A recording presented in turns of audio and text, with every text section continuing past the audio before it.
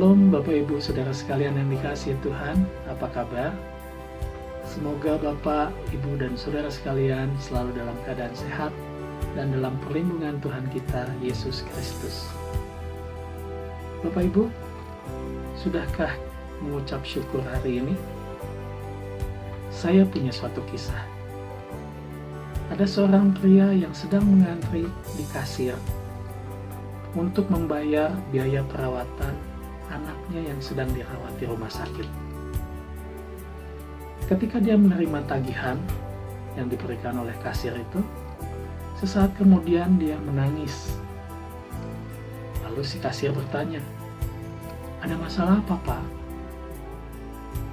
Pria ini pun dengan berurai air mata dia menjawab, "Saya melihat biaya pemakaian oksigen yang sangat mahal. Tapi saya menangis bukan karena saya tidak dapat membayar semua tagihan ini. Semua tagihan ini bisa saya bayar. Saya menangis karena selama 35 tahun ini saya lupa mengucap syukur atas oksigen yang sudah saya hirup secara gratis." Bapak Ibu dan saudara sekalian yang dikasihi Tuhan, terkadang kita lupa untuk mengucap syukur dengan oksigen yang bisa kita hirup secara bebas, secara gratis, karena kita sudah menganggapnya seperti hal yang biasa saja. Tapi di masa pandemi ini kita tahu ada banyak penderita yang kesulitan bernafas karena virus ini menyerang sistem pernafasan kita. Oleh karena itu, bersyukurlah jika kita masih bisa bernafas. Karena dalam setiap tarikan nafas kita, ataupun dari setiap hembusan nafas kita, ada kuasa Allah yang besar.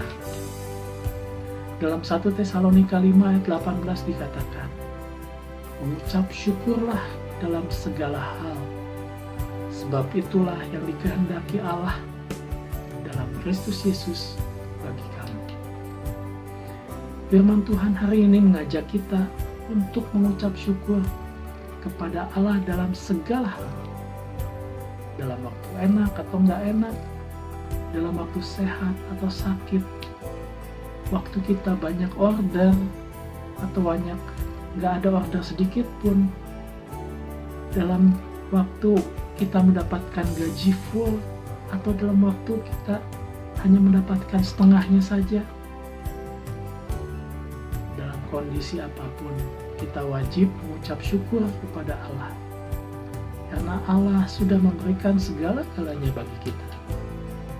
Bahkan Dia sampai memberikan putranya yang tunggal hanya untuk kita. Dia rela mati supaya karena kematiannya kita beroleh hidup yang kekal. Bapak Ibu Saudara sekalian yang dikasihi Tuhan, mengucap syukur dalam keadaan yang baik dan menyenangkan tentu mudah. Tapi bagaimana jika kondisinya terbalik, penuh dengan kesesakan? Masih sanggupkah kita mengucap syukur? Bapak Ibu tentu tahu mengenai kisah Ayub. Dalam kisah Ayub, dikisahkan Ayub mengalami suatu kehancuran yang besar.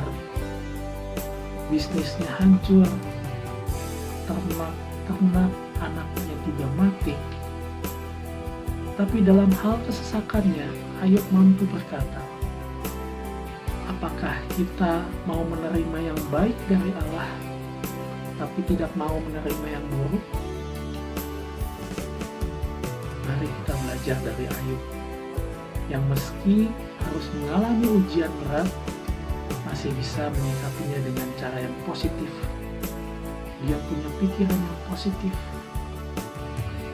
Bapak Ibu, belajarlah menerima keadaan apapun, karena Tuhan tahu apa yang terbaik untuk kita. Mari mengucap syukur selalu. Tuhan Yesus memberkati.